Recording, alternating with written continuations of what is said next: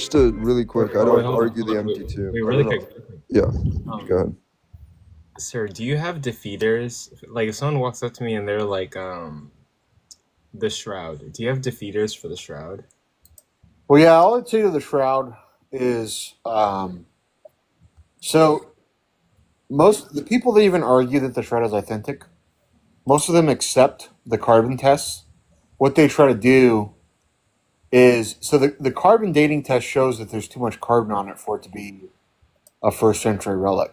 So what they do is they try to argue different reasons why there's this extra carbon on the Shroud. So, like one reason that they propose is that the patch that they happen to cut from is a patch that was repaired, right?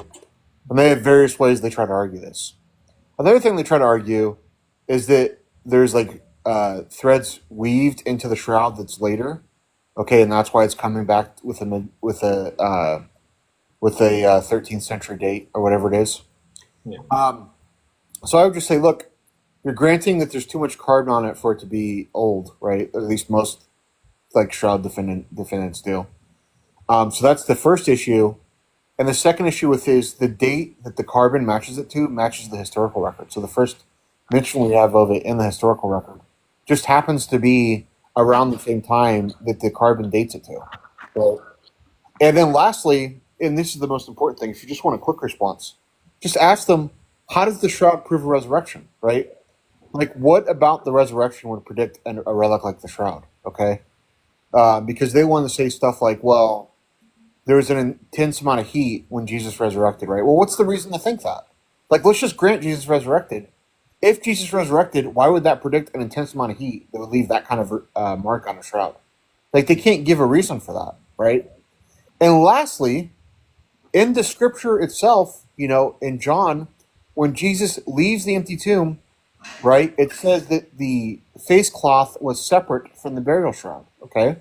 Now, at the time, it was customs when they put a face cloth on someone, I forget the name of the face cloth, but when they put the face cloth on someone, they put that on underneath the burial shroud, okay?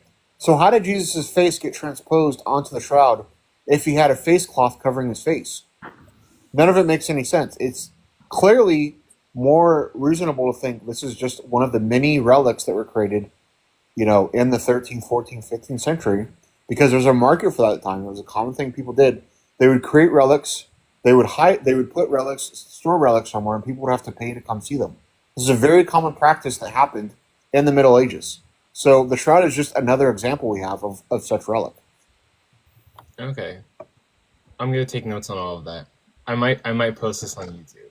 Look, there's a great paper. I think it was 2024, 2023 that goes over literally all the arguments for and against the Shroud. It's very unbiased, right? It just goes over the arguments, all the details for and against the Shroud, and it gives you a nice snapshot of what everybody's saying and what like papers have published, what different like scientists have said, everything, right? I can send you a copy of that paper. It's a really good paper. Oh, sure. Actually, yeah, I'll take it. So, What's the sir, name of the people again, J-Rob?